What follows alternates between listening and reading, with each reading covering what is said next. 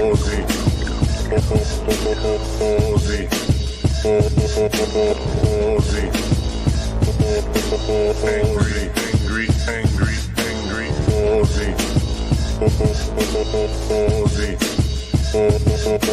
Aussie. Angry.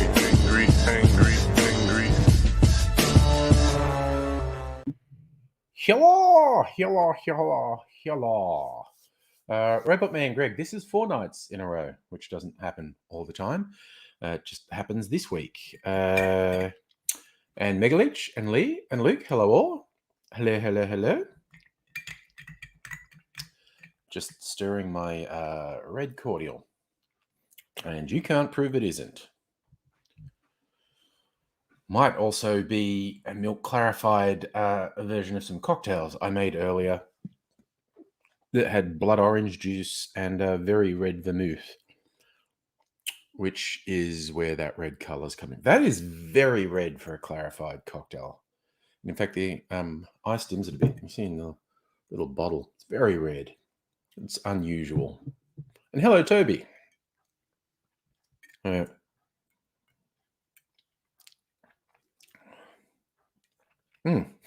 don't know if I put the idea in my head. Now I think it tastes like red cordial. What's it got? It's got I'm tasting the vermouth. Yeah. It's also got whiskey and rum. It's it's 2 different drinks that I chucked together just because I was bored. Lots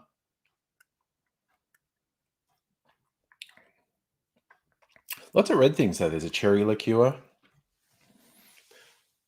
Yeah, so it's like cherry liqueur, vermouth, blood orange juice, all very red. And cranberry juice. It's got cranberry juice in it as well. So there's a lot of red things in this one. Not sure which one kept the most red in there, because artificial colors tend to stay in more than natural colors. So it's probably down to which of the things I put in there had an artificial color. It's obviously not going to be the blood orange juice because I squozed those myself. But maybe blood orange juice is really strong. I don't know. My money is actually on the vermouth. It's extremely red. I think that may have been it. But this is one of those things. I got a red drink, is what I'm saying. Oh, goodness me. Another weekend drawing to a close as the slow train wreck that is New South Wales seems to be picking up speed. Daily cases over 400 now. Still a comparatively small number of deaths. I think by the end of this coming week, we can look forward to there being 1,000 cases a day. And then I think the deaths might actually start to really kick in. Because as we learned in Melbourne, the deaths trail by weeks, essentially. Because, the people get really sick. Most of them end up in hospital. Most of them recover. But the ones who don't recover, it's usually not quick. Silumi, hello. I'm going quite well.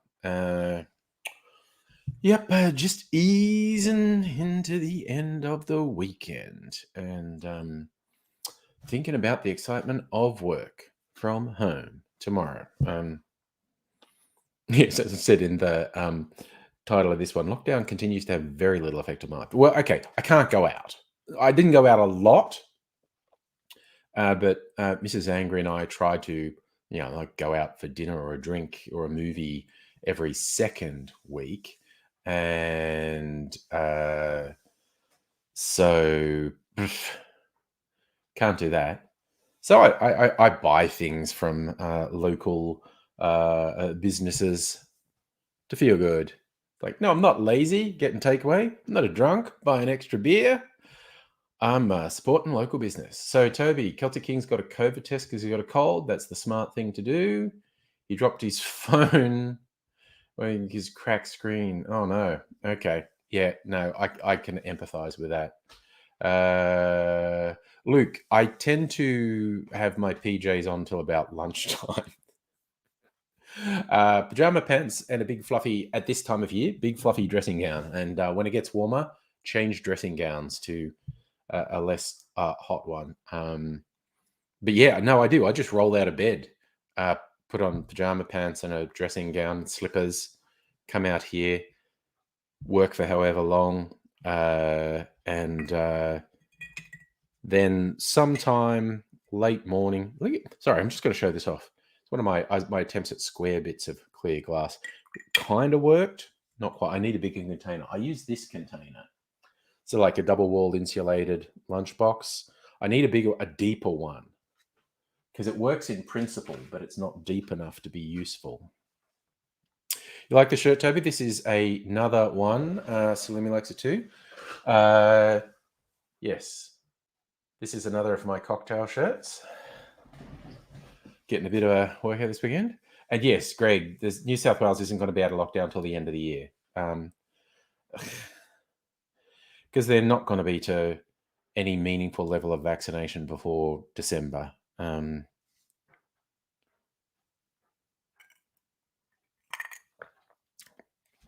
New South Wales is just going to be walled off by the rest of Australia.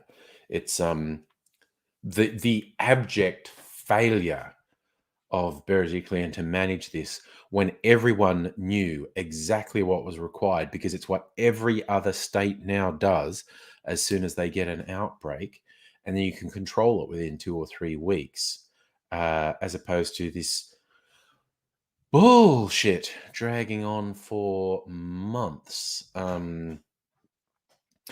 had our 3-month lockdown in Melbourne last year, where the small excuse of ignorance at that point, no one knew what would happen, and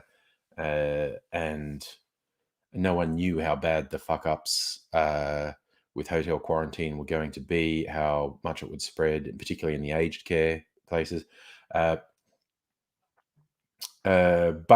action was taken. Things were turned around, and all the naysayers said it wasn't possible, but it was. And ever since then, anyone who's got small outbreaks has done the clamp down, except Sydney, because Sydney's special. The fucking arrogance and hubris, believing their own fucking press releases and glossing over. It was pure blind luck. They didn't have any major outbreaks before now, because it was. So much luck has been on New South Wales' side so many times, and their luck just fucking run out, and their fucking arrogance has turned it into a colossal shit show. Omnigobble, I don't blame you for feeling good being over in Perth right now. That's a legit way to feel. Oh, yeah, Shields, you got unlocked. Yes. Well, that's a fun new word I'm learning there, Salumi. Turns out some metamors love to do shitty things, get shocked at new boundaries. That's a new word for me. You're getting ice cream because bumpy week. Even your great weekend had a sour note. Oh, well. But ice cream, am I right? Greg, you went for a walk around Fitzroy, Collingwood. A lot of bars doing takeaway. People drinking outside the venue. Yes. Yes, they are. It's a stupid thing people do. They do it like with getting coffee at cafes as well. Like they don't have to social distance or anything because they're getting a coffee, which is fucking moronic. Thank you, Salumi. A metamor is a partner's partner. A paramour's paramour. So nice. I learned a new word tonight. That's fun. That doesn't happen every night.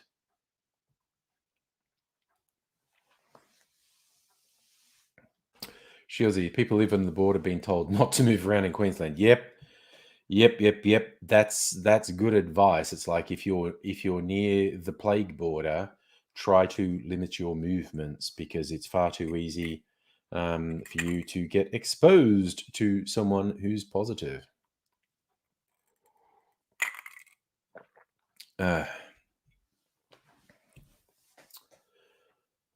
This is. I think I just put the idea in my head that this is red cordial because it really does feel like it tastes like red cordial. I think the strongest thing I'm tasting is the vermouth, which is interesting considering there's whiskey in there. You might think the biggest taste would be whiskey, but it's like I can taste the fruitiness of the vermouth. And maybe there's fruit liqueurs in there as well. And there's fruit juices in there as well. Tastes fruity is what I'm saying. I have a fruity drink, arguably in more than one sense. But yeah, it's a thing. All right, I think I'm going to slowly work my way through this and then maybe pour myself an old-fashioned from my old-fashioned bottle. See if it tastes any different after another day.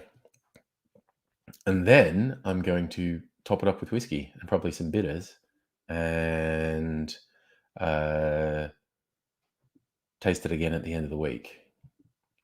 Shields, you said this time last year we'd go through wave 2 this year. Oh, yeah, wave 2, 3, 4, 5, whichever one we're calling it. Yeah. It's, again, like people had basically kept it under control, like outbreaks, and it seemed to be like always leakages from quarantine, people coming back from overseas. And then New South Wales just had to go and fuck it.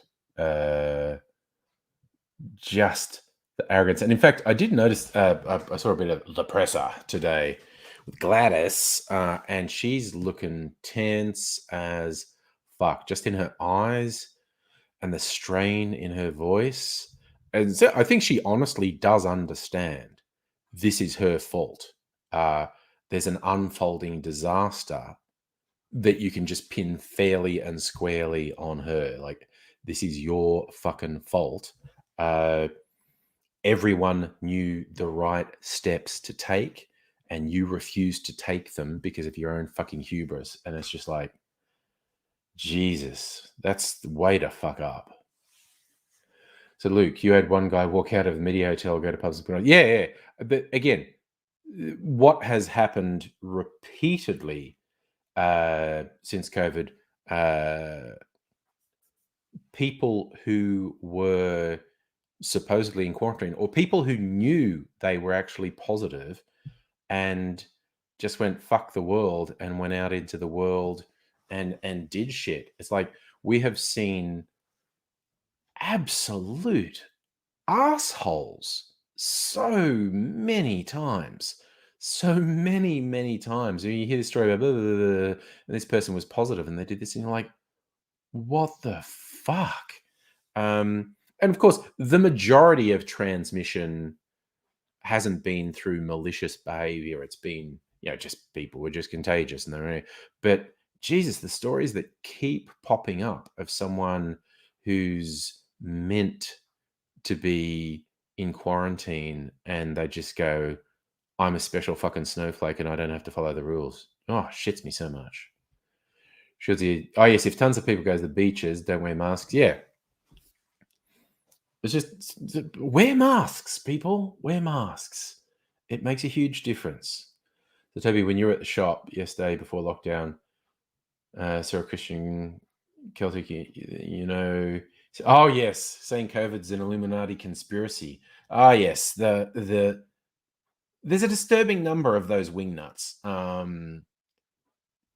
The ones who still insist it's not real or it's a deliberate plot to, control. And it's just like, I fucking hate you people so much. Like, I really do. I really fucking hate them. They're just being like aggressively disconnected from reality and subjecting us to their shit. And it really pisses me off. They fucking suck so much. Ugh. It's a terrible, terrible thing. Okay, this won't really mean anything to any of you, but I'm just sharing a bit of my life. I was drinking a Pepsi Max earlier, and I just stopped wanting to drink it. And I was like, I don't know, made my tummy feel a bit funny. Yeah, yeah. And I thought, then I thought I'd bring it here. I might drink it during the stream, but it's fucking caffeine. I don't want to drink caffeine this late at night.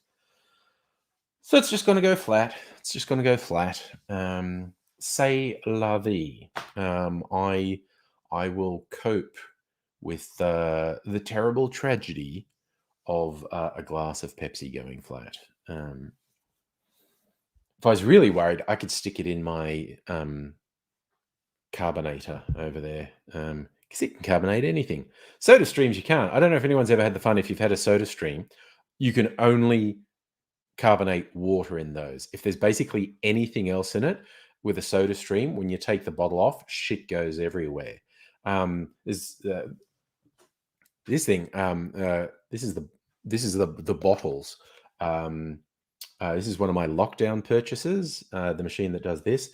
The attachment on thing is the lid that's got the pressure valve, but there's a pressure release, so you can carbonate anything, and it'll behave the same as a soda stream. But you can half turn the lid, and it's like a really slow pressure release, so you can carbonate. I mostly still just carbonate water and then add something to it afterwards. But it's kind of fun knowing I can carbonate basically everything. So fun. Ah, there you go, Toby. The loon said the virus is real and dangerous. The North Korean government created it, and the Chinese released it. Yeah, that's what's wonderful with the COVID loonies. There's a spectrum of their delusions, and the spectrum goes from denying obvious reality and saying it's not real or not dangerous, through to it's a bioweapon. Fucking hell. I think these people need to be introduced to Occam's razor. And you just understand it's a perfectly straightforward explanation. It's a fucking virus. We've been warned about this for years. So, but what are you going to do? People are stupid, and they're going to continue to do stupid things, and we can't really stop them. So she was, if the whole world locked down at the same time, many less cases. Oh yeah, no. And it was less practical in certain parts of the world. Places like Australia and New Zealand are lucky because we're on the other side of the world to the majority of the population, and we're islands. The UK fucked up pretty spectacularly. They're an island, or they're a series of islands. They could have taken steps to close their borders and really limited it. And as it is, they'd well over 100,000 unnecessary deaths because of how badly they handled it. And it's, again, I still worry the next 6-12 months is going to be worse than the previous 18 months. People have this delusion like it's not over. It's not over. Hello, Abigail. Nice to see you. Oh my God. And just randomly, people here. Sad Boy clearly still watches the streams and starts up other accounts to do things. There was a comment put on one of my streams, and it was a fucking essay. It was hilarious. And it never even, no one ever saw it because YouTube automatically flagged it as spam, but I still see it. And it was kind of just after I deleted it, I regretted doing that. I should have saved it and done a dramatic reading of it because it was fucking hilarious. The reason I thought of it is talking about these conspiracy idiots, people who say deranged shit and tie themselves in knots. I don't know, this guy thinks he's funny, but no one's ever going to see these things. But he had this whole thing of my live streams are a conspiracy, okay? Because I pretend I'm just wanting to hang out and help people who stuck at home, like so many of us are. And no, Megaleech, I didn't get an email notification about that because it automatically was flagged as spam. But I just the highlights because I didn't read it closely. I just went, "Oh, this is drivel," and I but it was like this whole thing is the live streams are a conspiracy of mine that I'm trying to suck vulnerable people in and draw them into a cult. And you're again, people will love this one. The big payoff is my main motivation is to lure people into the after party where I will sexually exploit them. And at this point, several people might speak up like, ripped off, you never tried to sexually exploit me. But it was it was just hilarious. Like I'm sure this sad little fuck thinks he's being clever and is just like, dude, this is so embarrassing. Um, so embarrassing. And it's just like, uh, yeah. Sorry, I also just had some weird COVID conspiracist that I needed to block as well. So let me see something here. Ooh, I did not expect that to happen. Nope, that's not what I meant to do either. Man, I just keep clicking the wrong buttons, but that's okay. Where am I? Oh, I think I did already get rid of them. Okay.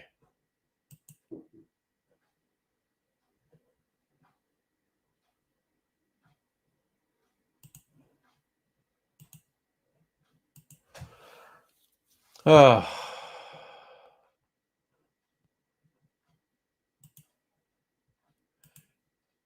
yep. Sad, sad, sad. Very, very sad, sad COVID conspiracy idiots. Oh, God, I thought I just fucked something up there. I'm right. Okay.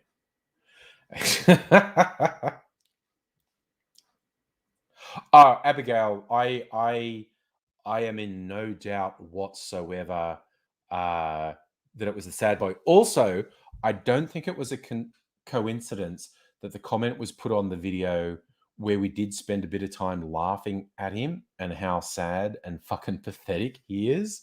Because the comment was not written by someone who just casually wandered in. The comment was written by someone who watches the streams. And I still find it's that tragilarious, the combination of tragic and hilarious that this fucking sad piece of shit can't just get a life, can't just fuck off. He's just got to sit. And I just assume, I picture him just sitting in a dark room, you know, only illuminated, his pasty skin illuminated by a computer screen. And he's just sitting there in, yeah, probably just a pair of dirty jocks and just muttering to himself about, oh, they'll see, one day they'll see. And it just, it's just kind of embarrassing. And it's like, But yeah, it was sort of like the second after I clicked delete from my spam folder, I was, oh man, I should have kept that and done a dramatic reading of it because it was seriously bonkers. And I think also, again, the dude who is clearly sexually obsessed with me, a lot of his pent up sexual desires were coming out in this. And my favorite thing, it was a fucking essay. Like, it's like, "Brrr," and no one will ever see it because YouTube automatically assumes something like that is spam and doesn't let it go live. The number of people who think they're doing this massive public own of me with dumb fuck comments on various things, and it's like, the way they write them, YouTube automatically blocks them as spam or offensive.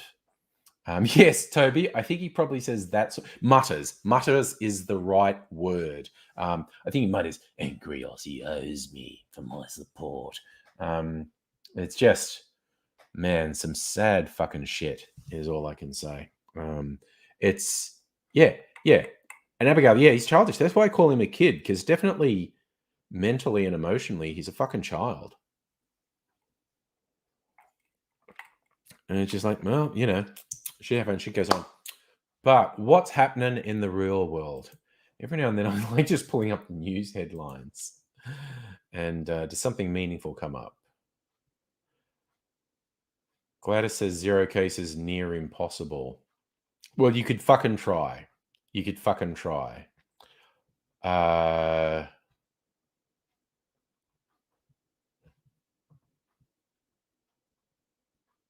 I'm just waiting for Morrison's latest announcement of getting 1 million Pfizer vaccine doses from Poland. I'm waiting for that to fail, because literally everything he's ever said about vaccines for the last 12 months has turned out to be horseshit. And again, the same day he made that announcement, I saw there were stories of fake vaccines floating around Poland. And I'm going, this will just be hilarious if he's handed over fuck knows how much money for 1 million doses and they turn out to be bogus. But oh, Jesus. Oh, God. Again, the headline with the New South Wales statewide lockdown, Premier warns the next 2 months will be really difficult. Yeah. It's going to be... I would not be surprised if by the end of next week it was up to 1,000 cases a day. That is stretch. Ooh, fun headline from the Sydney Morning Herald. Berejiklian's police state pivot is desperate, unjustified, and scary. Yep. I've heard was there another protest? I just really expected another violent protest in Sydney. Abigail, he made the comment on Friday night's video, and we did spend a bit of time making fun of him on Friday night, and he's clearly watching it, and I think he took it personally. Yeah, Shieldsy, the news in a nutshell: lockdown. Yeah. All right. I'm going to have a little taste of my old-fashioned... Ooh, and I want to do an orange zest. Where's my oranges? They're over here. Ooh, very, very red blood orange. Gotta get me a bit of orange peel. Where's my peeler? There it is. Right. Gotta peel off a bit of orange peel.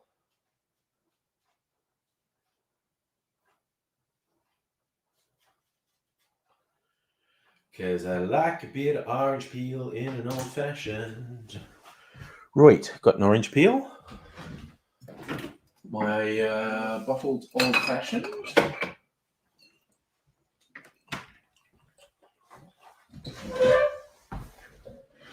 Some of my sugar syrup is settling. I just need my cinnamon sugar syrup. Abigail, rewatching She-Ra for the 5th time. Can't get enough. Wholesome queerness is your life. It was awesome how queer She-Ra got, actually. Nice to see. All right. It's a fairly generous pour I just gave myself. Could be a double. All right, so we go orange peel, go zest, put some beautiful orange oils in there, and then just twist the peel and drop it in. Oh yeah, see, I love doing that, because then the first thing you get when you bring the drink up is the orange oil smell.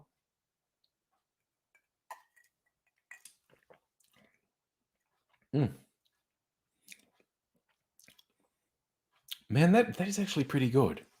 I made a pretty good old-fashioned. Ooh, now it's all smoky. Oh yeah, because I did put my the mesquite smoked whiskey in here. There's three different whiskeys in this. As of tonight, there'll be four because I'm going to use another different one. But I'm thinking all the different flavors as it slowly goes down the throat. And then yes, Smokey is there. Toby, you heading off? Thanks for dropping in, man. Luke, what about the German who swapped some of the COVID shots for saline? Yes, a nurse who is apparently a COVID denier is injecting people, or making up the thing that the vaccines are dangerous. Injected possibly thousands of people with saline instead of a vaccine.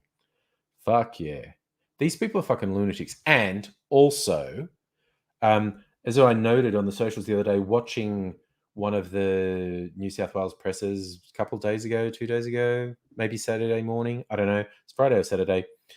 In the middle of them talking, someone yelled out, Nuremberg 2.0. And it's like, if I was the coppers, I would have fucking grabbed that person and got their details. Because if you're unfamiliar with that particular thing, the conspiracy lunatics are saying, basically, worldwide, these conspiracy fuckwits are increasingly making violent threats to medical staff, saying they're going to follow them home and all this. And this is happening around the world, in Europe, in the US, and it's a bit on the fringe here, but when they say Nuremberg 2.0, one of their latest talking points is, oh, you want to be careful because after World War II, they hanged the Nazi doctors after the Nuremberg trials, which actually kind of isn't true anyway. But when they say Nuremberg 2.0, that is a threat to murder medical staff. I don't think it's happened yet, but it's literally only a matter of time. These fucking whack jobs are going to start murdering medical staff. It is inevitable, basically. Cheery thought. Hello, Mofo Sign and Felian Sealer. Mofo Sign, you want me to get a chance to do see your interview with Austin on his Right in Stone startup? Ooh. You should send me a link on the socials. My weekend is fine, by the way. Thank you for asking.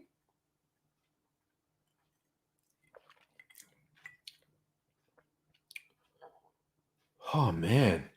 All those fucking flavors are coming. Man, sitting it. Okay. So I'm going to put some more whiskey and probably some more bitters in here. And put it back in the fridge.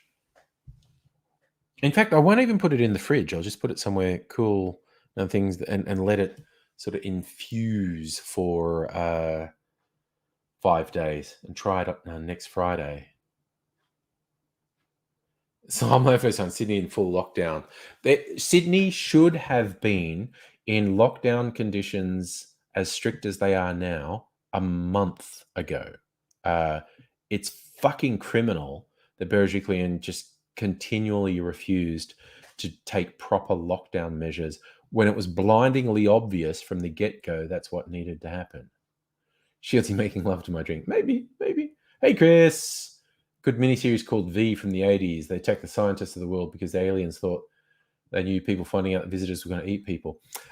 Yes, and there was also kind of a reboot of V a couple of years ago, which I never saw. I heard some people liked it. I watched V back in the 80s as V for Victory. Yes, the human resistance against these aliens who came here, who looked like us and initially seemed benevolent, but they were lizard people and they were wearing fake human suits and they ate mice, if I remember rightly. And they were going to kill all the humans.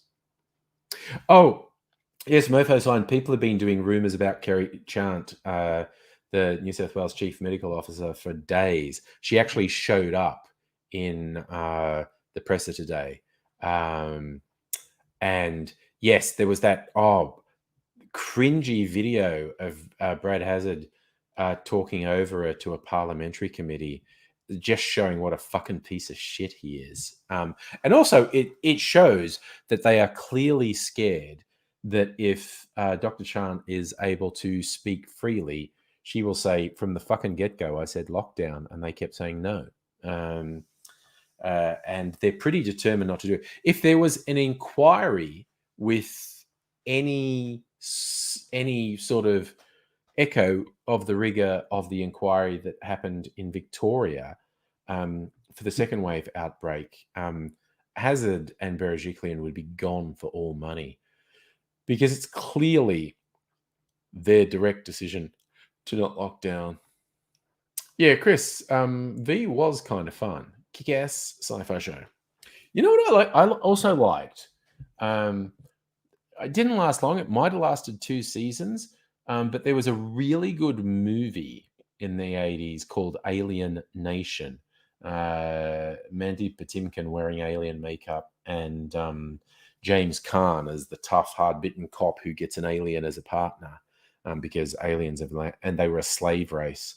And the movie's really good. And there was a spin-off TV series. Might have lasted 2 seasons. It was okay. Wasn't great, but it was entertaining. My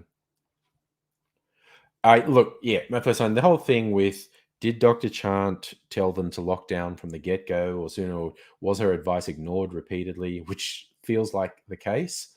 We'll probably never know the truth because they're all fucking liars. I mean, Jesus Christ, the level of corruption. When you see Berejiklian having an affair with the dude who was doing a whole bunch of corrupt things, it's like, oh my God.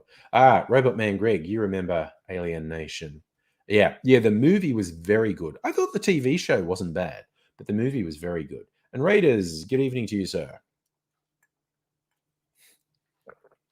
A few cheers from my old fashioned. So it's gone down a little bit. I think there might have been too much sugar in it. So I'm just going to put whiskey and I think whiskey and some bitters. That's really smoky at the moment. It's like, it's fucking nice. I need a funnel so I don't make a mess. I think I put my funnel in the dishwasher. Indeed, I did.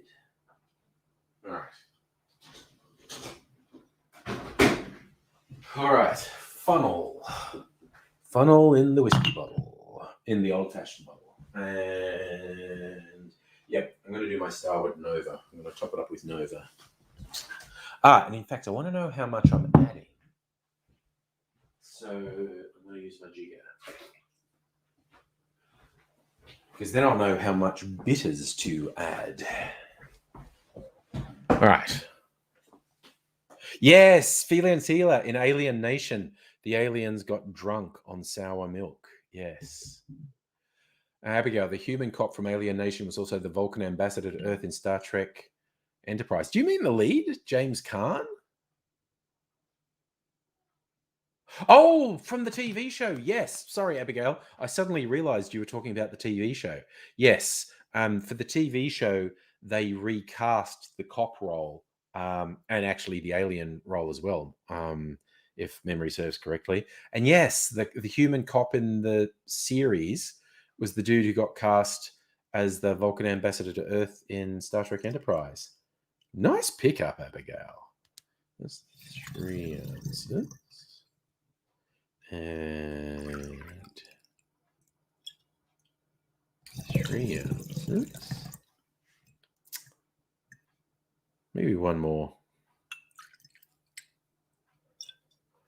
3 ounces. Yep. Okay, that's enough whiskey. Raiders just got Amazon Prime wrapped up in Pink's European tour. She's an awesome performer. Pink seems like an awesome person, actually. She seems pretty fucking legit. I don't know if someone's going to shatter my illusions and tell me something terrible Pink did. Okay.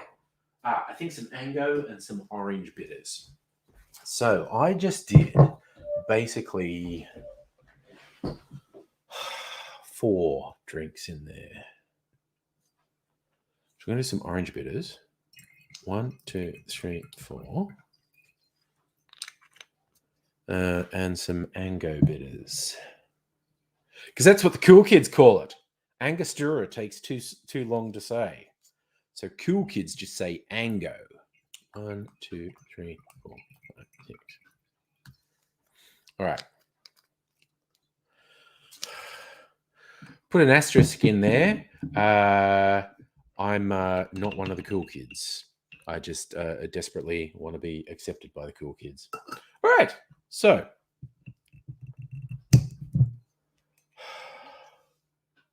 my updated old fashioned. Gonna let those flavors develop. Try it again later in the week. Maybe not try it. It's so black because of the cinnamon sugar syrup. The sugar syrup was made with brown sugar and cinnamon sticks and tea. Actually, it wasn't water. I made it with tea. I made a really dark tea, and then mixed that with brown sugar and cinnamon sticks, and cooked it up for a while so it reduced, so it caramelized a bit. Basically, this is pretty good, if I do so say myself. Hellion, hello, Kirsten. Yes, Mofo Sign Pink was in that. It was like a short Netflix movie or something. Never Stop Stopping or something. I don't know. It was pretty funny. Kirsten, yeah, yes, we're all on the outers with the cool kids. And hello, Stella. So we're our own people here, as far as I'm concerned. Oh. Is it bad that I'm impressed with my own old fashioned? Because it's pretty good. But I think I might have improved it there. But I'm going to let it sit for rest of the week, at least 3 or 4 days, if not 5 days. And then give it another taste test and see if I have in fact improved. Because if there's one thing, it's like it's maybe too sweet. And I have a little bit of a sweet tooth. So I just added whiskey and bitters and no more sugar, and we'll see. Yes, I saw that, Kirsten. Pink offered to pay the fines for the beach volleyball players that wore shorts instead of bikini bottoms. And wasn't that a weird thing that came out of the Olympics? Just highlighting there is this absolutely deranged bullshit in a number of sporting bodies that force women athletes to wear ridiculous, skimpy outfits, whereas men athletes doing the same sport don't wear really skimpy outfits. And it's weird as fuck that they have these rules. Beach volleyball was a really obvious one, but gymnastics was in there as well. And in even track and field. It's very fucking strange that shit still goes on. But yeah, Pink seems to be solid, and I'll get really depressed if someone comes up with a legit reason to not like Pink because she's done something fucked. Don't have heroes, kids. Don't have heroes. For 2 reasons, basically. One is I think it's an unreasonable pressure to put on the person to have them be more than human. And 2, they are just humans. And if you give them an elevated status and expect some better than human behavior from them, they're going to disappoint you because they're just humans. So yes, don't have heroes. Welcome to Angry Aussie, where I just say depressing things about the state of the world. And welcome back, Salimi.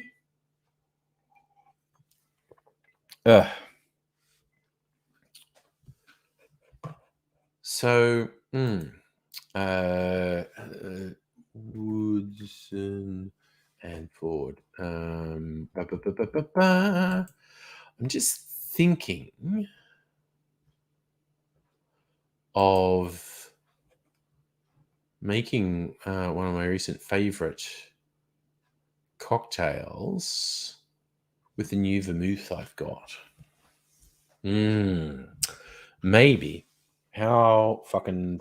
I've still got... I mean, that's at least one standard drink still in there. So I'm just very slowly working my way through that. Already at 8:45. But I got a really nice vermouth, and thinking maybe... Oh, and I might make it with this. You're supposed to put some rum, but I might do this Lux Brew liqueur I've got. Their rum charter liqueur.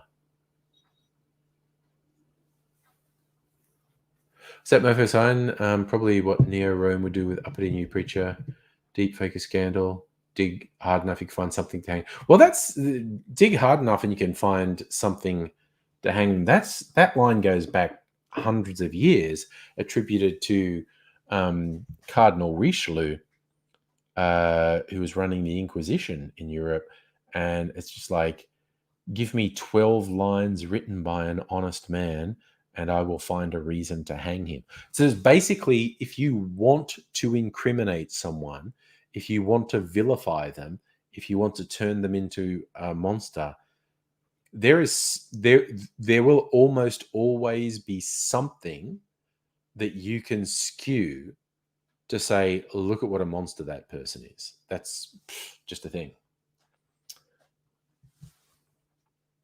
So feeling too, not since Charles Barkley has an athlete said, I'm not a role model, long time ago, power of the dollar. Yeah, I don't even hold it against so much, the athletes, the pop stars, the movie stars, the whatevers.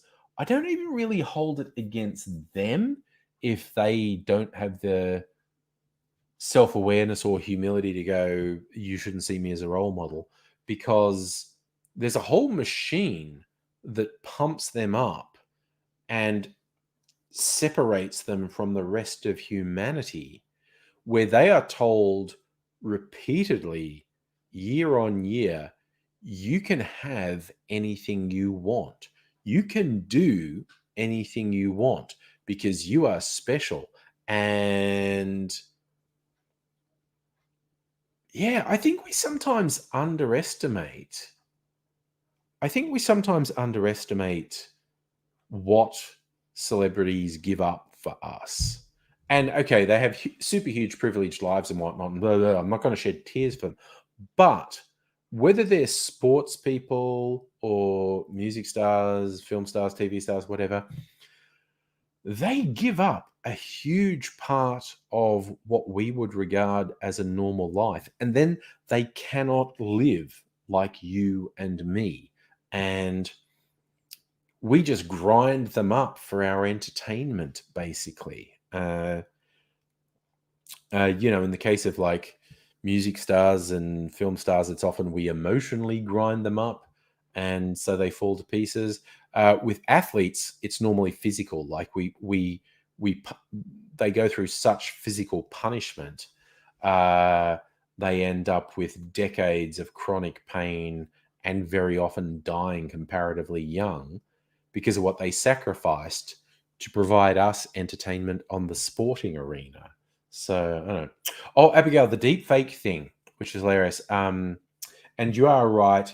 It's not impossible to detect deep fakes at the moment, but there was a recent breakthrough, and it was a Tom Cruise one. And these people put it out and said, hey, here's a deep fake we did. And what they did was get a Tom Cruise impersonator who's quite a good Tom Cruise impersonator to do the thing. And then they did their new complex algorithm to map Tom Cruise's face over it. And absolutely, to the naked eye, it was, and also because this guy was very good at impersonating Tom Cruise's voice and mannerisms. To the naked eye, it was basically impossible to tell that this wasn't Tom Cruise. You could do some really detailed scanning at a technical level and find the artifacts that would tell you this was a deep fake. But we are basically this close to deep fakes being undetectable. Abigail, the one I'm thinking of is not the Corridor Crew.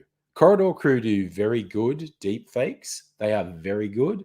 The one I'm thinking of was not the Corridor Crew. It was leaps ahead of Corridor Crew. But what I worry most about deep fakes is not fakes incriminating someone for something they didn't do, but more horrible people doing horrible things and being caught on video doing that, and then just plausibly saying, that's not me, that's a deep fake. Like, okay, yes, that looks like me murdering some homeless people and laughing while I set them on fire, but that's a deep fake. That to me is the more disturbing one. I mean, yes, making someone look bad by doing a deep fake that has them doing something they never did, that's bad. What I think is worse is bad people doing bad things and saying, it's not me, it's a deep fake. And hi, Safa. But also, I wonder, because humans have been suckered into bullshit for centuries, and they didn't need technical trickery to do it.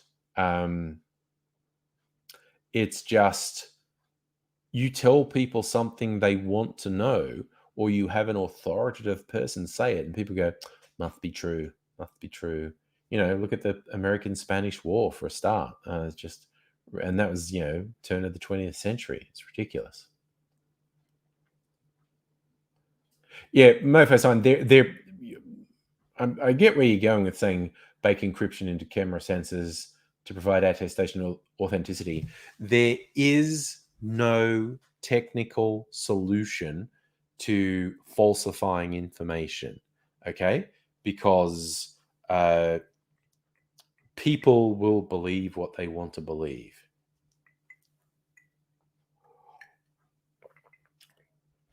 There's no technical solution that can't be abused. There's no technical solution that can cover everything. It's just humans, man, humans. And Gladys, sorry, Safa. I agree. The whole thing with Berejiklian not facing the media and announcing the statewide lockdown is cowardice, and they fucking lied about it. So, Shella, what are you saying? Deepfake's bad for people vulnerable to conspiracy theories. How do you fight what people are seeing with their own eyes? Yeah, but okay. And again, my counterpoint to that is people who believe in conspiracy theories believe with no evidence. They believe things where all credible evidence completely contradicts what they're saying.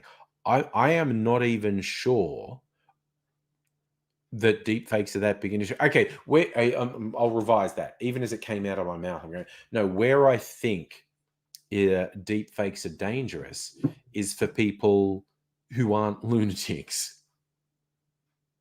And I've been caught more than once by a photoshopped image where I thought the person who shared it had no reason to lie. But they were lying. They'd photoshopped an image, whether they thought it was funny or whether they were being really evil and nefarious in doing it. So where I think deepfakes are particularly bad is for people who aren't prone to conspiracy thinking. People who are prone to conspiracy thinking don't need evidence. It's just ridiculous. But yeah, if it gets to the point where I can't believe anything I see, saying Abigail saying encryption's baked into major video image formats, but they're all hackable. Yes. There's a great case where a dude got off speeding fine by proving the image could have been faked. Yeah.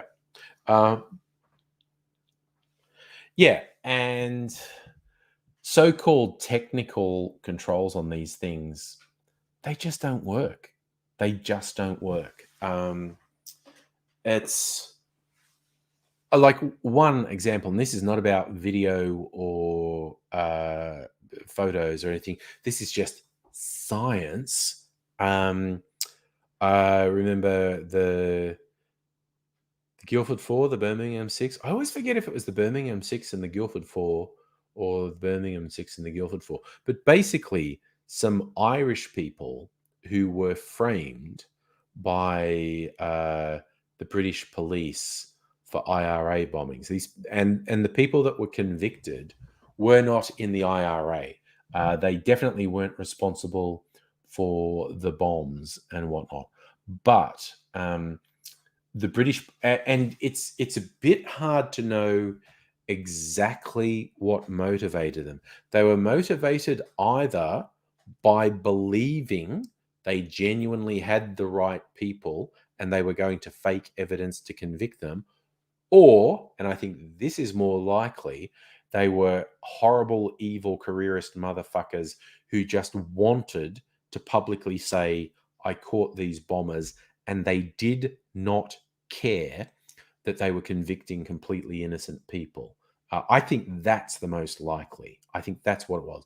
But it was either that, it was either they knew the people were innocent, but they didn't care because they wanted to make their career by going, I caught IRA bombers, or they actually genuinely believed the people they had were the bombers, and so they weren't shy about faking evidence. Because what happened is they arrested all these Irish people, did all these tests, and they gave it to the forensic scientists and said, give me the evidence to convict their bombers. And the scientists said, look, okay, I found traces of chemicals A, B, C that can be used to make bombs. But I would find these same chemical traces in every kitchen in England because there's a whole range of household cleaners that can be used to make bombs or can end up being components in bombs.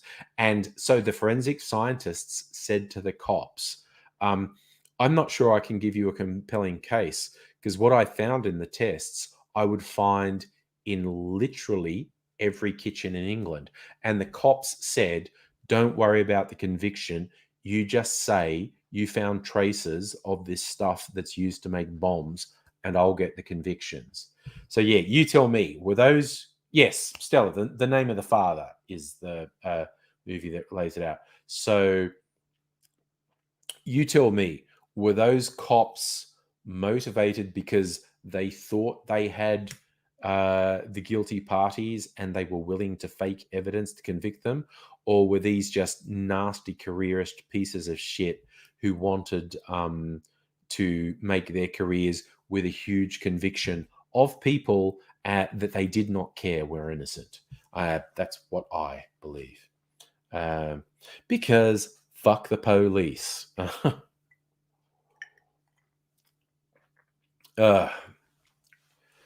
Safa. Oh, okay. That's another fun news story, Safa. The Taliban completely taking over Afghanistan. That's not great, is it? That's not great. And I'm very, very interested in how this will play out for Joe Biden, US president, because he absolutely should have pulled US troops out. It's like, what the fuck? But it's like, okay, you pulled US troops out. Now the Taliban takes over. Now, should external people do something about that? And based on my very limited knowledge of the Taliban, they seem bad. Okay, I know I know I'm going out on a limb. I know I'm taking a controversial stance. But the violent religious zealots known as the Taliban seem bad. Mm. Oh, yes, Stella, the hurricane. Yes. And that's, yes, the US equivalent is any black guy will do. So the Hurricane, great Denzel Washington movie, is based on the real case of a boxer, a very successful boxer whose nickname was the Hurricane. And yeah, he was out with some friends one night and some cops pulled him over and said, you match the description of, a killer we just saw. And he's going like, what's the description? Was it just a black dude? And he was convicted on extremely shaky and extremely racist evidence and spent a long time in prison. And he eventually was released on appeal. And someone said, like, the evidence that convicted this guy was bullshit. Thank you, Abigail, for noticing my bravery at taking the controversial stance of violent, murderous religious zealots, the Taliban, might be bad. Look, I know, okay? The word hero is thrown about too lightly. Am I a hero? Am I a hero for saying the Taliban might be bad? It's not for me to say, but I think the answer is yes. I think the answer is yes. Oh my fucking God. Angry Aussie taken out of context. Anyway, Raiders, according to Channel 900 people have attended an engagement party in my neck of the woods. One person's positive. Assholes! Fuck, I hate people. I hate humans so fucking much. And this happened in the first wave, in the second wave. Fuckheads just going, the rules don't apply to us. It's like, fuck you, people. I thought we might get lucky and the lockdown might only last 1 week and then no such luck. But it was extended by 1 week, and with the caseload it's spreading. We're not getting out of lockdown this week. It's going to go for at least 1 more week. And with assholes doing stuff like that, why the fuck are people like that? Honestly. Steady's saying even the survivor said it wasn't the hurricane when they tried to get him to update Ruben as the killer, but the cops suppressed that. Oh, human cops, American cops. Jesus. Oh, yes, Mega Leech. I'm going to lure people to the after party. And for anyone who came in late, who missed, I had an hilarious comment which YouTube automatically flagged as spam. And I didn't even read it properly. I looked at it and went, God, this is deranged. And it's obviously the sad fuckhead who is sexually obsessed with me. And it's almost like the second I clicked delete, I went, oh, I should have kept it. I should have done a dramatic reading on the stream, because he's clearly upset that we've been making fun of him. And he said that these whole streams are just a malicious plan of mine to start a cult and lure people into the after party where I will sexually exploit them. Yes, of course you can come in. Hello. All right, this is the thing, because I do this in the kitchen, so people often want to do things in the kitchen. It's fine. It's fine. So, are you saying go Poland about the Pfizer vaccines we're supposedly buying from them? I don't know. Every single statement Scummo has ever made about vaccines has turned out to be horseshit. So I'm just waiting for this one to turn out to be horseshit as well. Am I cynical? Am I? Maybe. Oh no, Stella, this is the sexy cult. That's what I thought was particularly humorous. That if I shared this fucking deranged thing about I'm only here to lure people into the after party for sexual exploitation, the only response I was going to get from people is like, wait, you haven't done that to me yet. I feel ripped off. Right? Oh yes, because he loves UFOs. Yes, Raiders. Have UFO in a background? I don't know.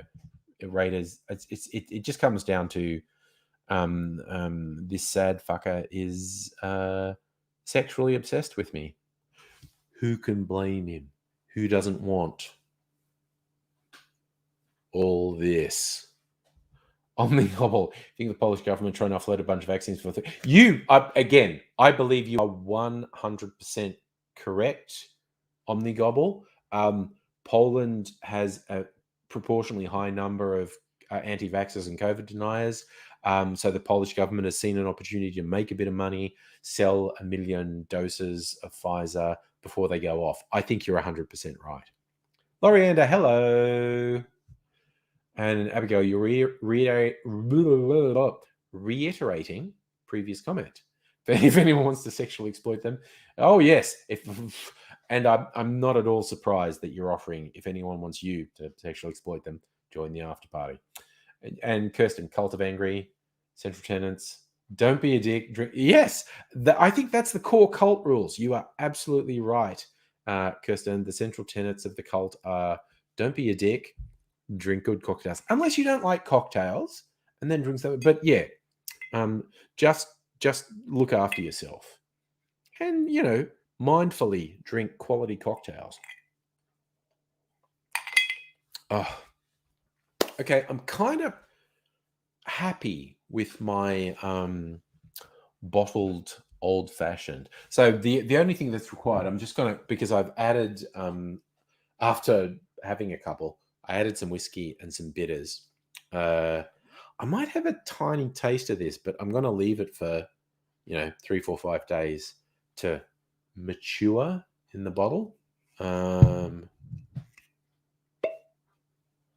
But I do want to have a little taste, just a little taste, see how different that is. And then let it mature for a week. Mofo Sign, I did not see Alan Kohler's article on why house prices continue to rise despite oversupply. Well, apartments going down and houses going up, apparently, which is very weird. And yes, Kirsten, mocktails are also good. This, okay, no, that's, what held that up? That's a clarified cocktail. I'm not even going to get it. I made a syrup, a milk clarified syrup. It's got blood orange and lemon and grapefruit in it. Fucking great. Great for a cocktail, great for a mocktail. It's fucking great.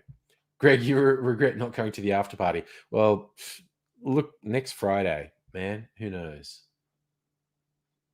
So Mofo saying what you understand is even though population in Australia moved, population in Australia dropped a lot. I don't know, dude. I don't know. Oh, the fact that interest rates are basically zero, that's a big part of house prices going up. Nobody. Yeah. Nobody's still with us. We love that.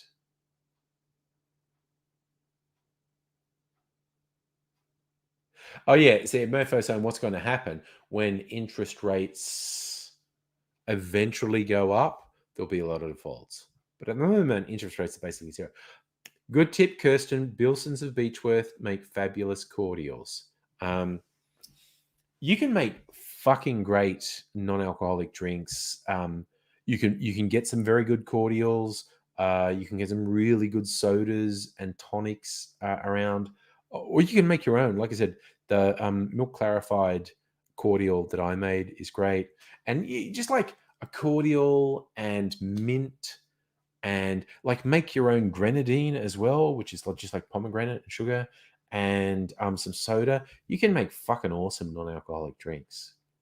Ooh, Loriander made a habanero infused vodka. See, okay, that's my running joke about how to improve a vodka cocktail is to use literally anything apart from vodka in it. But also the other way to improve it is to do your own infusions and flavoring.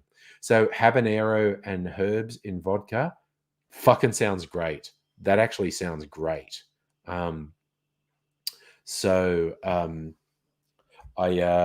applaud improving vodka by doing. I've got a few vodka infusions over here actually. Improve vodka by doing your own infusions into it.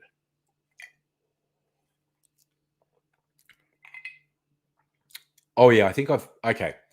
I am pretty convinced I have improved my old fashioned by adding whiskey and bitters, but not adding any more sugar because I think there was possibly too much sugar in it. But I'm going to let that sit and possibly even till Friday because I recorded a whole bunch of video of me making it and tasting it. And the last one I made is like, this is pretty good, but I might change it a bit. It might be a bit too sweet. And I might come back in 5 days. So I think I might let that sit for the rest of the week and then taste it.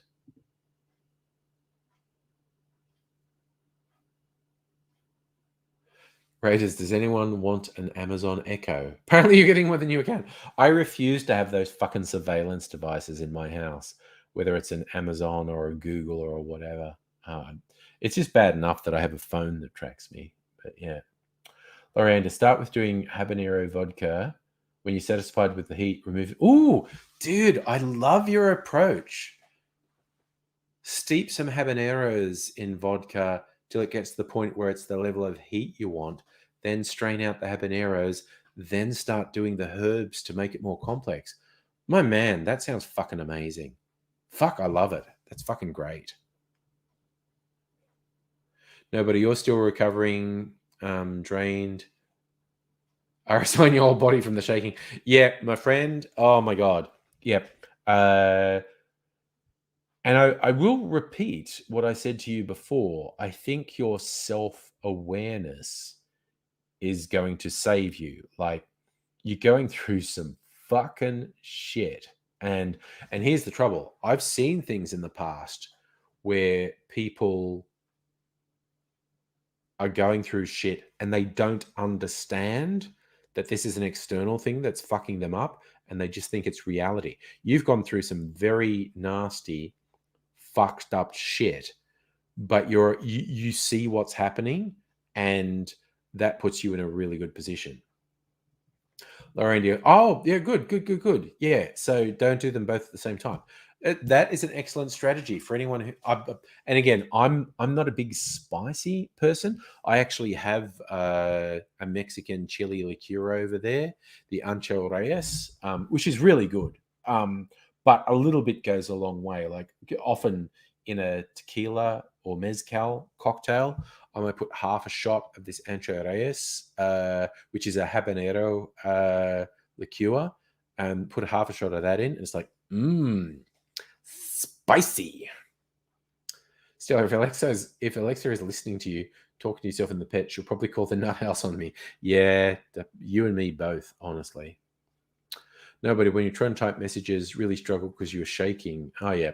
Miss keys, meant to press, miss devices. Yeah, and I completely understand that, man. So, all right, I'm not making another cocktail. I'm just throwing that out there. I'm not going to make another cocktail. I was very much thinking of making my favorite, a Woodson and Ford, with my new vermouth that I have, the Yuzu vermouth from Applewood Distilleries in South Australia, which is a fucking incredibly awesome vermouth. So fruity, so nice. But I'm not going to have any more alcohol tonight. So apple brandy, rum, vermouth, Benedictine, bitters. Mrs. Angry likes that one too, actually.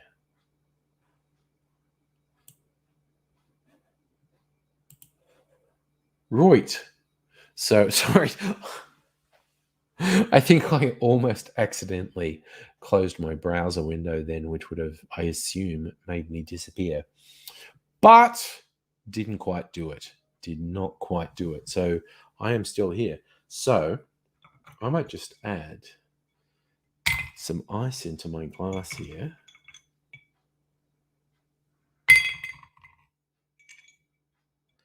And drink some water.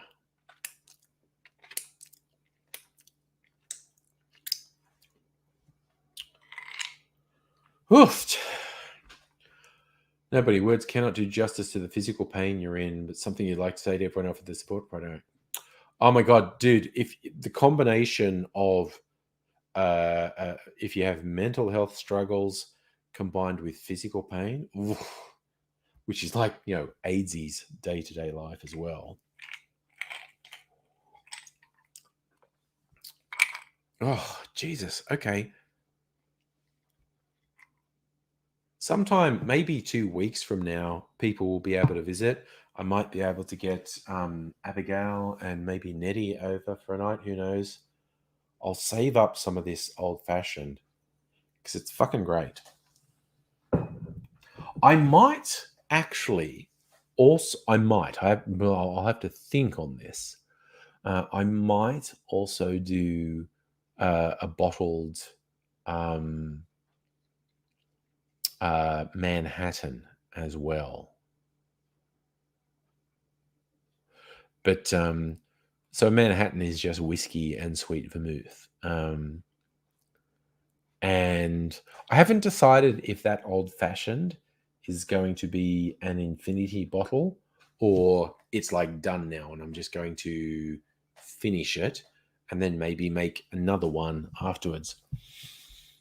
I'm very strongly thinking of doing a bottled Manhattan and again, possibly making that an infinity bottle. Like as I drink it down, just add some more whiskey and some more vermouth and keep it going. But who knows? Who knows? Ugh. Sweet, sweet spirits. Okay, what's time? 9:15. Okay, I think I just need to drink water for the rest of the stream. So let's drink some water.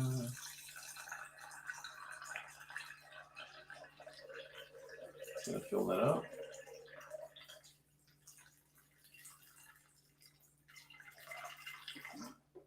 This double rocks glass holds quite a volume of liquid, actually. I'll have to measure it at some point.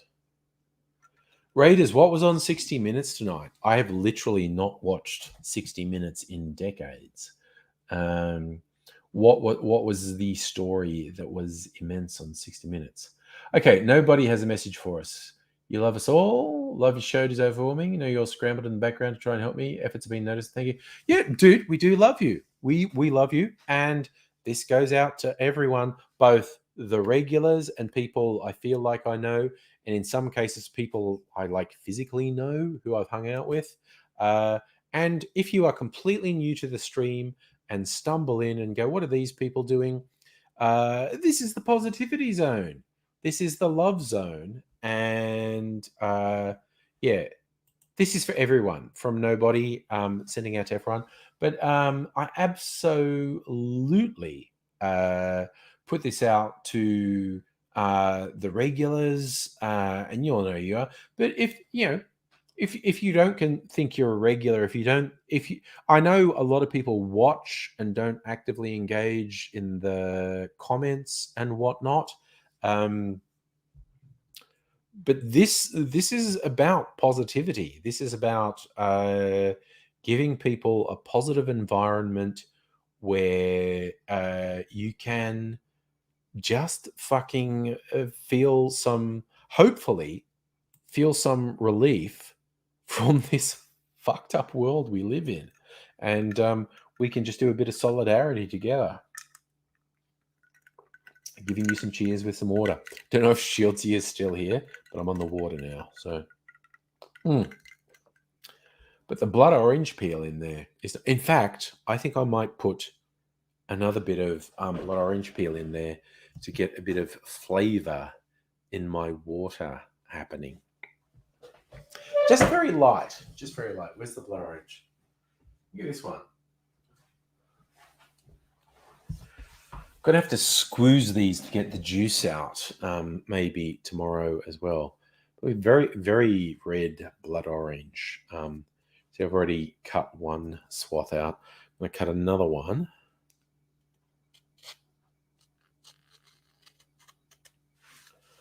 Oh, that's pretty good. Because I'm actually super bad at getting these peels.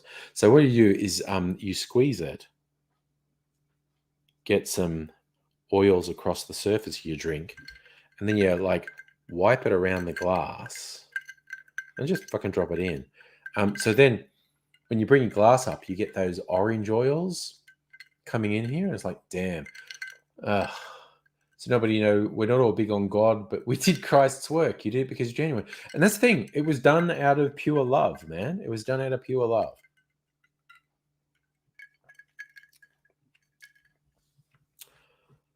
Oh, yep, that worked. I'm just putting that orange peel in my water. Just really lightly flavors it. And it's good. So what I think is interesting when you say that, nobody, about we're not all big on God. I like to think the majority of people in the stream are big on love and openness and supportiveness, and how that manifests in your personal life will vary depending on how you see things. But whether people are religious or not, I think the majority of people are positive, which I like. Okay, so Ray, did you look it up? 60 Minutes is exposing Melbourne Nazis. Oh my God. Kudos to them for raising the topic of underlying far right hate.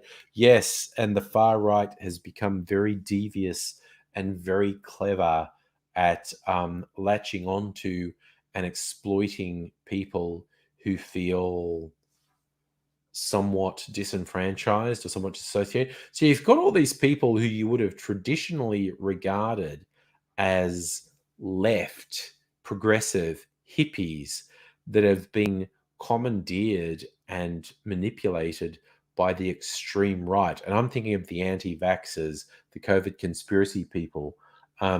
They literally don't realize they're being manipulated by Hitler loving Nazis, but that's what's happening. So,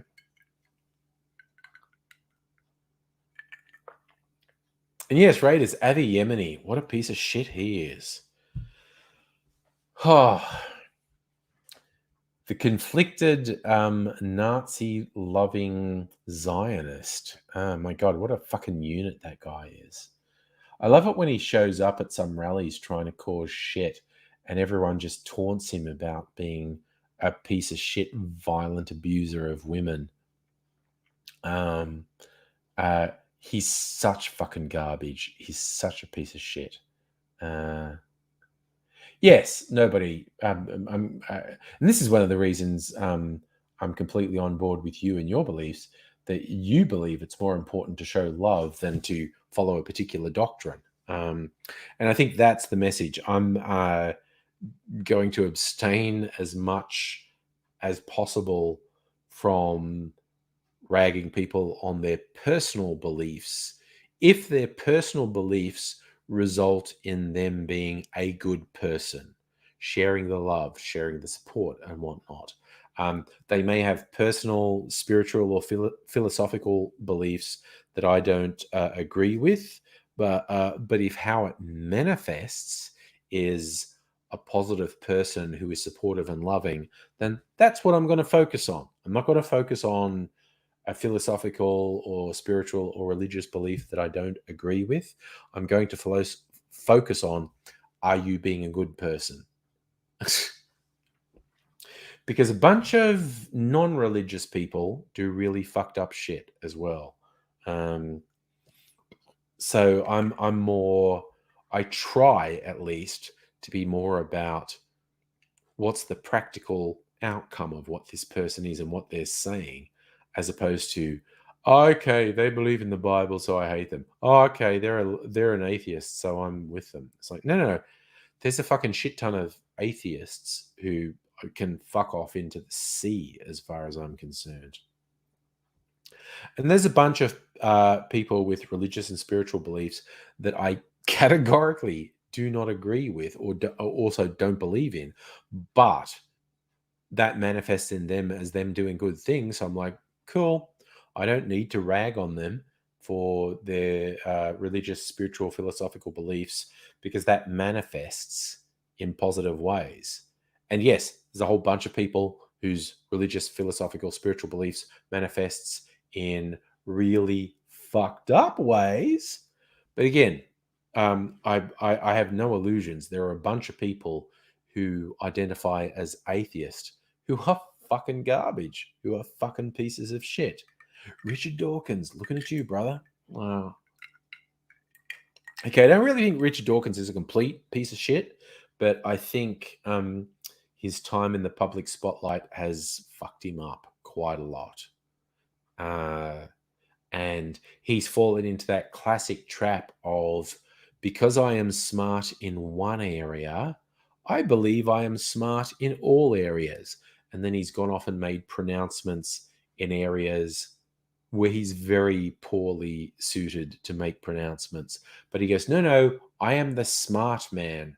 So therefore, the stuff I say in an area, let's for argument's sake say feminism, where he's completely ignorant, he thinks like, oh, because I am smart in this area of science, therefore I am equally as smart in everything. And yeah, Abigail, I kind of agree. Richard Dawkins is like 90% a piece of shit. I don't think he used to be 90% a piece of shit. I think being in the public eye fucked with him because he literally had decades of religious people threatening his life and various fundamentalists threatening his life. I think it fucked him up. And then he sort of made pronouncements, and very notably about women, which were absolutely fucked. And people said, "Hey, dude, that thing you said is absolutely fucked." And his brain seems to have gone, "Okay, the Christians said when I said this atheist stuff, that was absolutely fucked. So now when feminists say I'm absolutely fucked, they are clearly the same as Christians." It's like, yep, no, dude, you went beyond your area of expertise, basically. Oh, Stella, abso-fucking-lutely. Who's worse than Dawkins? Dawkins stands. Oh, no, no, no, no. People who unashamedly worship Dawkins, they're so much worse than Dawkins. And nobody won't surprise us to know you hate horrible people who call themselves Christians. Yeah, and I agree with you, man. This is a thing every decent Christian I know is absolutely mortified by the pieces of shit who call themselves Christians. And that goes for all religions. Every decent Muslim I know fucking hates the pieces of shit who say they're murdering people in the name of Islam. It's absolutely right. Abigail, you think Dawkins was fine till he became Satan's pitbull? Yeah, it's basically when Dawkins decided he was as smart in every area as he is in his specialized area, and he just isn't. Because you made husband change your religion to Pastafarian on the census. Nice. Oh, fuck! And that's an excellent point, Stella. The Dawkins stands literally worship him, and they don't get the irony of atheists worshipping someone as having a godlike presence. You are spot on. That is an excellent point. But yeah, I try to sort of have concessions for Dawkins, but he just gets worse. And but my concession for Dawkins is I think he was kind of driven a version of insane by being in the public eye for decades. That fucks you up. Being sort of globally recognized as the atheist and just having all this hate stuff, death threats, having to have security, I think it fucked him. I think it fucked his head. So when he says something that is just explicitly wrong and explicitly fucked, and people go, dude, what you just said there is just completely wrong and completely fucked. I think something in his brain has just gone, that's what the Christians say to me. You're the same as the Christians. Therefore, I am equally correct in this area where my actual knowledge and expertise is bordering on zero. But it's just being in the public eye fucks you. Being in the public eye fucks you up.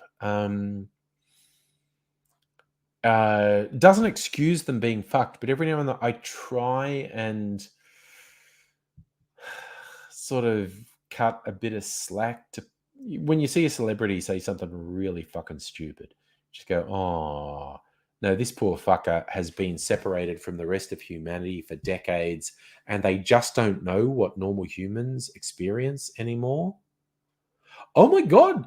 Was Dawkins married to Lalla Ward, who was one of Doctor Who's companions in the classic Tom Baker area? Oh my God, that's really weird. You'd hate fame of any kind. You struggle with being popular at church. Oh, fame is dangerous, man. Fame is dangerous. Jim, what did Dawkins say this time around? Nothing new lately, but he's been saying fucked up shit for years. And Omnigobble, it's a good word. Dawkins does seem to lack humility, very much so. Stella, I think you may be right. He may have always been a misogynist piece of shit, like many cis-het men of the boomer generation. Oh my God, Abigail, they're still married. Okay, so Lalla Ward was the second incarnation of Romana, who was a Time Lord. And she married Tom Baker at one point. God, then she married Richard Dawkins. Good Lord. There you go. You're up on the goss, Abigail. I'm not. Yeah. Just wonder if this video is going to reach fucking Dawkins acolytes at some point, and then I'll have all these psychotic Dawkins stands going at me like, it's like, I'm not going to engage. I'm not going to engage.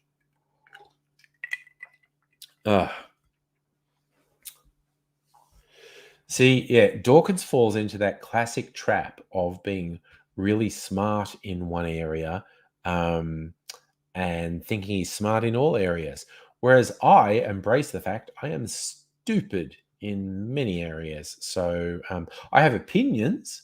But I like to think I maintain awareness of I'm basically stupid. Dirkistani on Twitch. Hello. Good evening. You're here for the last half hour. Cheers. I'm saying cheers. This is water, by the way. First hour, what I was drinking was not water. Second hour, water. I used to do it in reverse, and it was relatively recently I went, wait, that's really dumb. Drinking something non-alcoholic for the first hour and then drinking alcohol just before you go to bed, that's a bad idea. And Seamus the Ninth on Twitch, hello to you too. Yeah, so I switched recently. Now I drink alcohol in the first hour of the stream and drink water in the second half. So I sort of progressively sober up a bit as I head towards bedtime. I think that makes more sense. So Raid is saying Nick Mackenzie's behind tonight's 60 Minutes expose. So he leaves no stone unturned. Cool. I look forward to seeing some commentary online tomorrow. As again, the fucking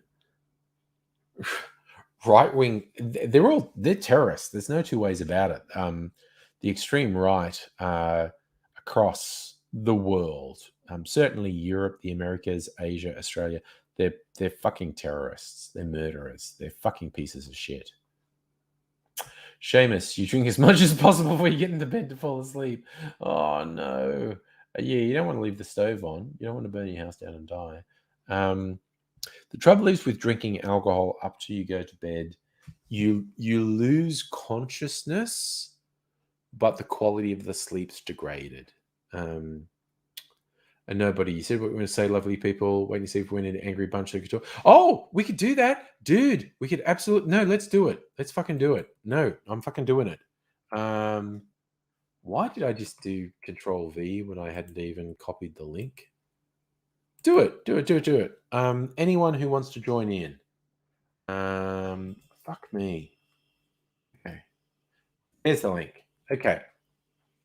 Anybody who wants to join and say boy howdy for the last half hour, I just put the link in there. Oh, Christ Raiders, I don't hold out any hope of Morrison realistically addressing the domestic terrorism of these extreme right people, because it's the fucking core supporters of the LNP, for fuck's sake. Not to mention his fruity fucking churches he's in part of. Dirkistani, you try and drink water before bed, but normally black out before you remember to. Oh, no. Oh, no. Oh. Stella, you dropped ice on the floor, an ice cube, and the dogs are acting like you dropped chocolate on the floor. That happens with me a lot, like when I'm cracking ice bits go there. And I found out a while ago that Mrs. Angry and her son, they'd see these wet patches on the floor and they were wondering what it was. Like, is the cat pissing on the floor? And I'm like, no, this is me cracking big blocks of ice and ice shards go everywhere. they land on the floor and they melt in water. And they were pretty relieved to find out the puddles on the floor were just water. But yes, that is a thing. Oh, it's weird how good water tastes sometimes. Raiders, that is actually a good point. The real far right won't vote LNP at the moment, so that might make the politicians wake up. Dr. Abigail, hello. Hello. How's it going? Hi. Yeah, good. Sunday. It is. Sunday. It's Sunday. Sunday.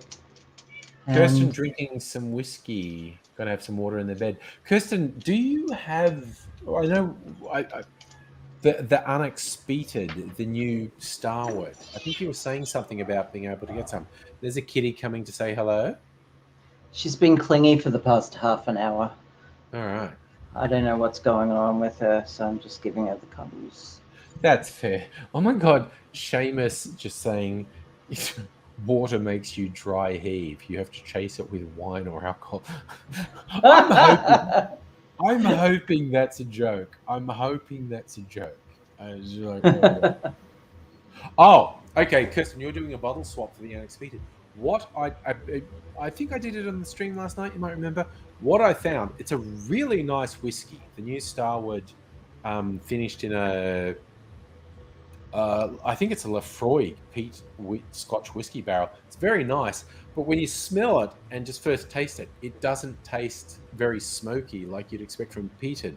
But all it needs is a bit of dilution. Like when I put it on ice, so you dilute it. So if you want the smoky experience from the unexpected, my recommendation is a splash of chilled water or put it on ice. And just that little bit of dilution opened up and the smoke came out. I was really surprised. Like I'm smelling it and tasting it going, it's really yummy, but it doesn't smell or taste peaty. And then I put it on ice, swirled it and say, oh, here comes the smoke.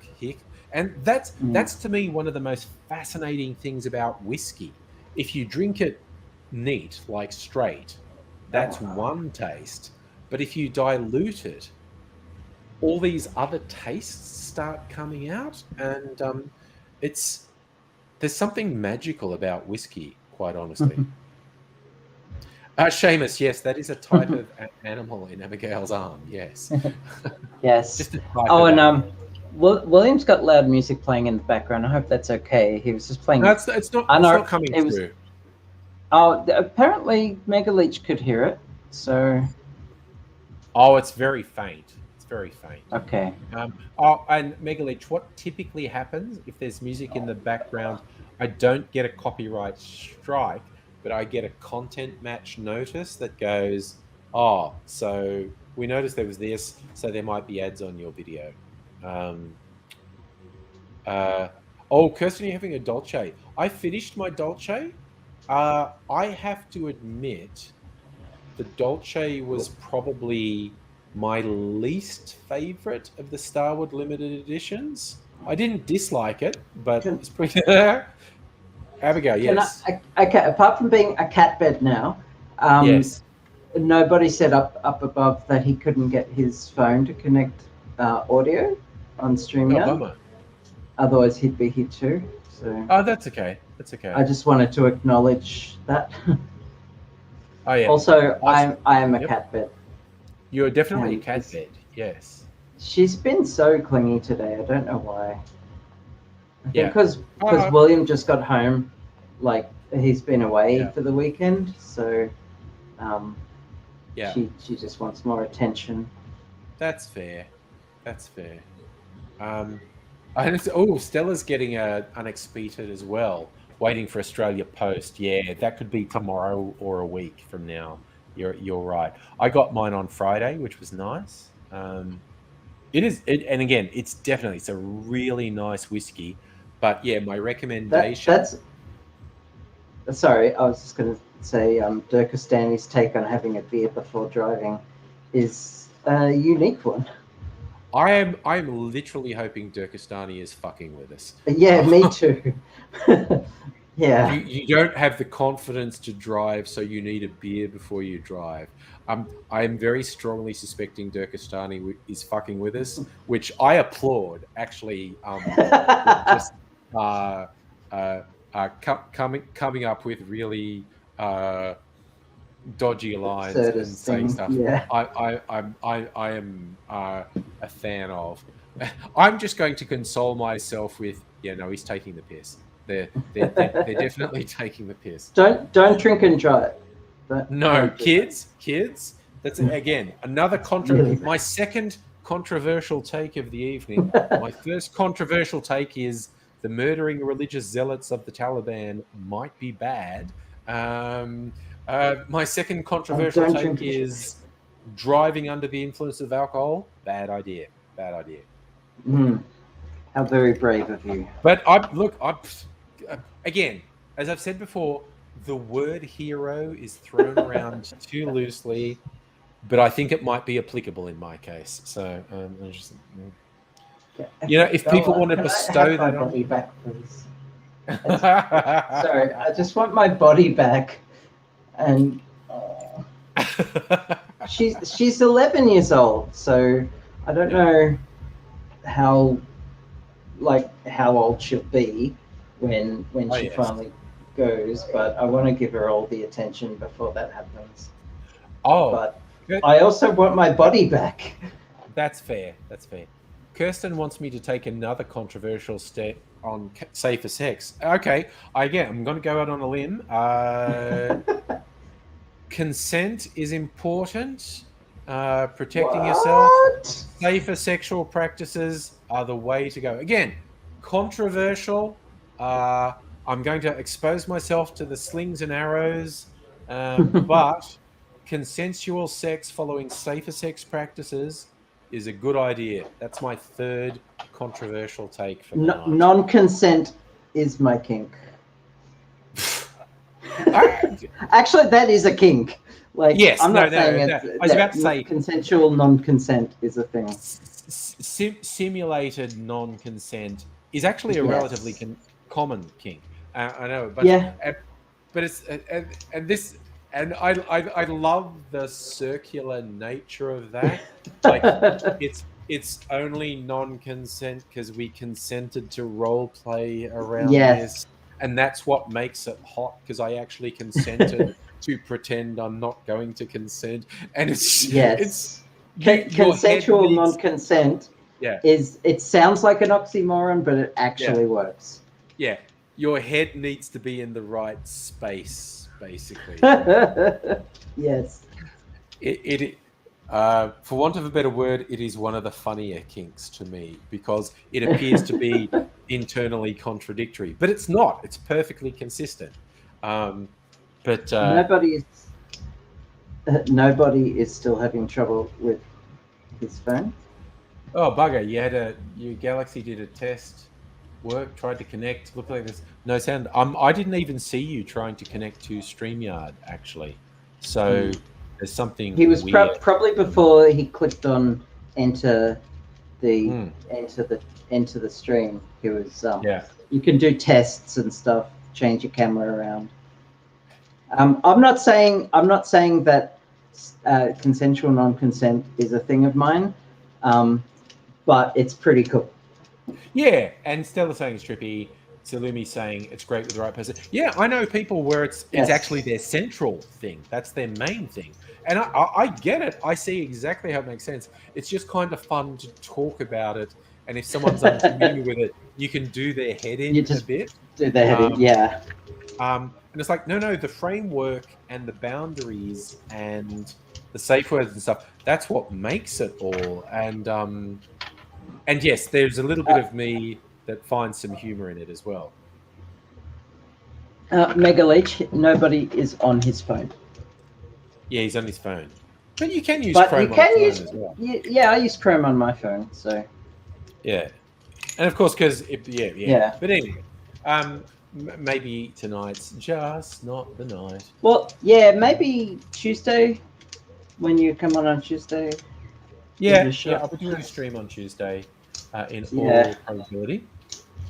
Because we want to hear a progress report. Oh, Buddy, for better or worse. We would Yes. love to hear from you. Yes. And yeah, like if you need some support on Monday, you've got my number, and you've got my email address. Please feel free to reach out. Please feel safe, and like you know me, I'm not judgmental at all. Yeah. So Got the old. I just wish you lived closer. I would totally like throw caution to the wind and come help. Despite the lockdown, if you needed it, like if you lived closer, I would totally do that. Yeah, but we got the mutual support network stuff happening now, which is nice. Which is what the whole stream was about. Like, it was literally the purpose of the stream. In early COVID days, I felt like I was only making two sorts of videos. One was saying Trump's a piece of shit. One is saying COVID's fucked, yeah, and and it's like that's all I'm saying. It's just doing my head in, and I just started doing the live streams, and almost instantly it was like, oh no, this is way better. This is way better. Yeah. Well, for the longest time, the only news that we got was like Trump, COVID, or the bushfights. Yeah. Yeah. And, the start of 2020 fucking sucked. Yeah, totally. At least now we've got a bit of diversity in news, even though the COVID thing is still well and truly here. It's still the big news, yeah. Yeah. Yeah. But and it was almost straight away as soon as I started doing the live streams, it's like, oh, this is much better. This is much better. Because I'd given up on the idea of big on YouTube ages ago and was just trying to have fun. And the pre-recorded shouty, sweary videos stopped being fun. I mean, they were fun for 15 years. 15 years I was doing that. And then it's just like the hanging out, just treating the live streams as a hangout. So we felt less alone and less isolated. That was just, almost straight away, things felt better when we started doing the online hangout. So that's, kind of all I want. Fucking stove started doing its buzzing thing. No, it's going to drive... I thought I only have to survive 10 minutes of the stove buzzing, but no, it's going to drive me crazy. You should go do that. Abigail's been here. She knows what it's like when it does it. This is just going to take me about 20 seconds. Oh, no, nobody. Yeah, that sounds like... I wouldn't know. If it's on Android, I would have no idea what's going on there. Maybe it might be a permission thing.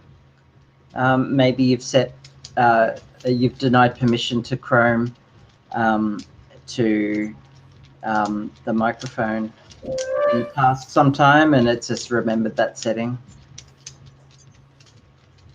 That's the only thing I could think of. Oh, I wonder what you were typing, Abigail. You've done the kidnap. I said it in there. There's no need to say it out loud. I just felt like saying it out loud. Yeah. Okay. That's okay. But I mean, who hasn't done various role play over the years? Yeah. It's just like, and again, you get weird people who don't understand a boundary between role play and I'm not in that room or that space now, so that's not a thing anymore. Yeah. No. And even in that space, there's still boundaries. Predetermined beforehand that you have to establish.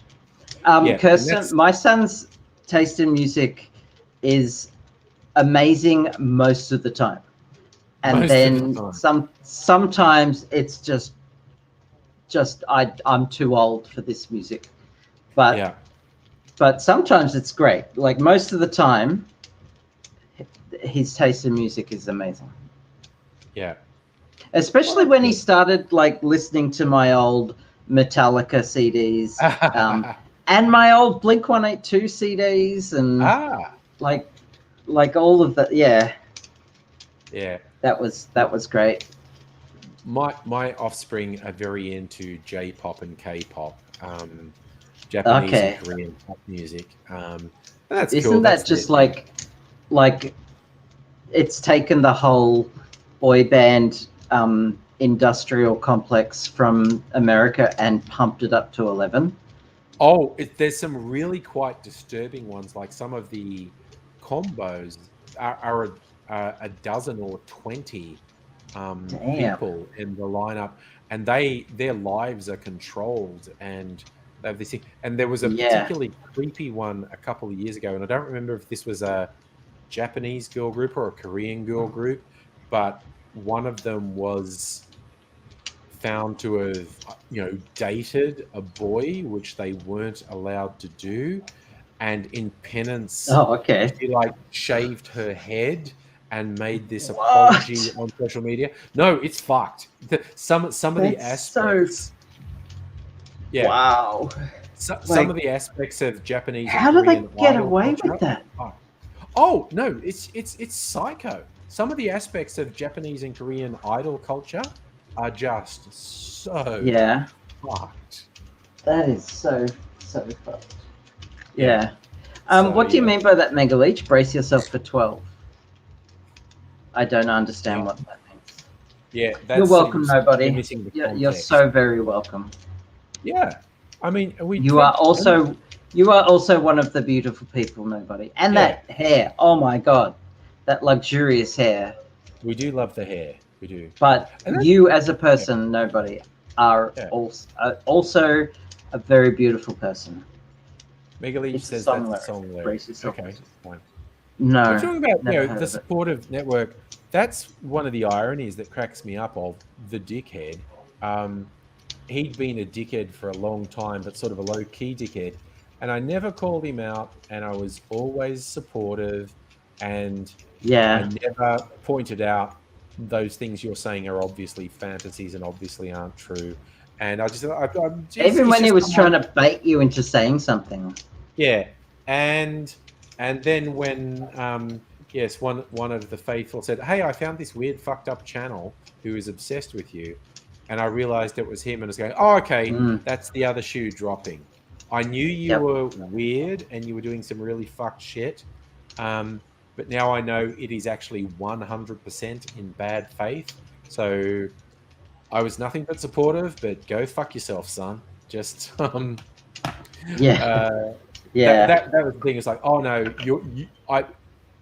you are literally manifesting the most negative possibility of what you were. And I'd always given you the benefit of the doubt, but you literally were the worst manifestation. But no one knows the lyric, Mega Leech. Yeah, sorry, Mega Leech. You keep trying, but we're too old.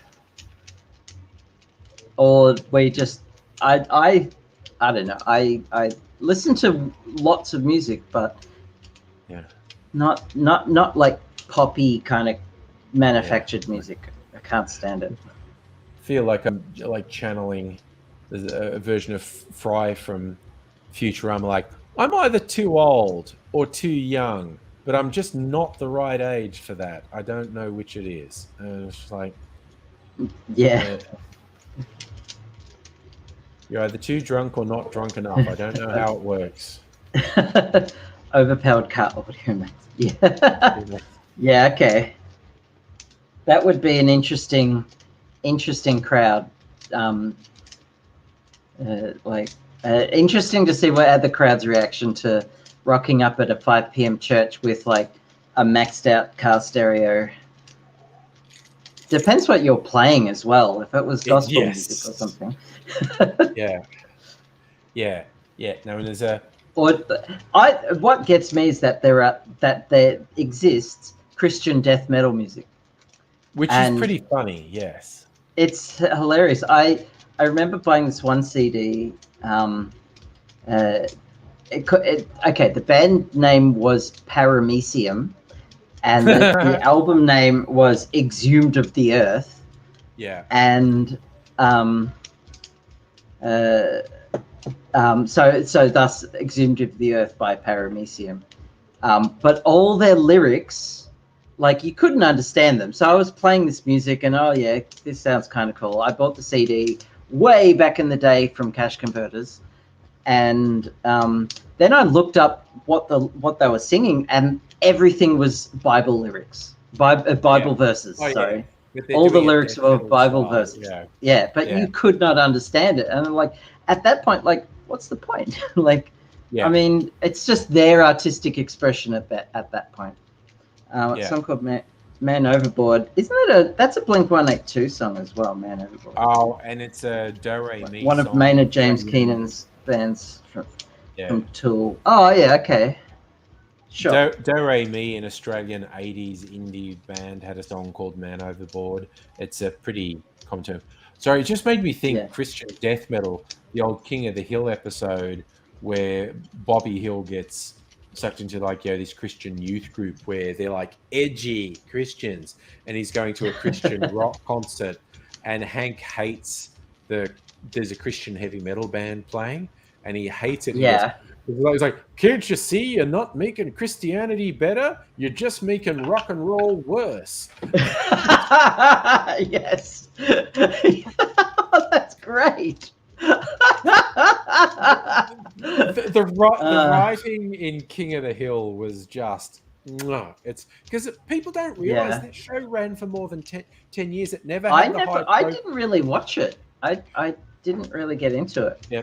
It never had the high profile of The Simpsons or South Park or even Futurama, but it's a fucking brilliant show. The writing is so good. Just little things like when there's a cult locally at one point, and it's like a suicide cult, and Hank's trying to sort shit out because I think Bobby's got involved, or no, his niece has got involved, and he's just trying to sort them out and make them see sense. And he shows up in his truck with his friends and leans out to their friend, "Hey, is this the cult?" And this girl in a robe goes, "We're not a cult. We're an open spiritual group who are elevating to a higher level." And Hank goes, "Yep, this is the place. This is the place."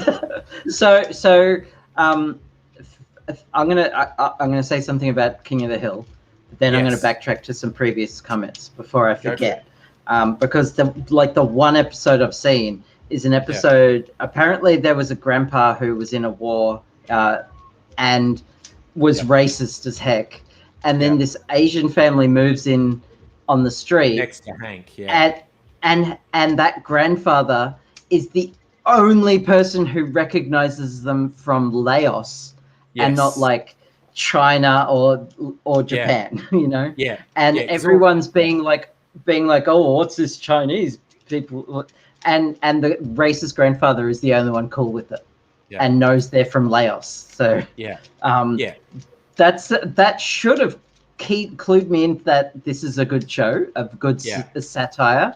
But I just didn't have the time with The Simpsons, and at the time I think I was studying as well.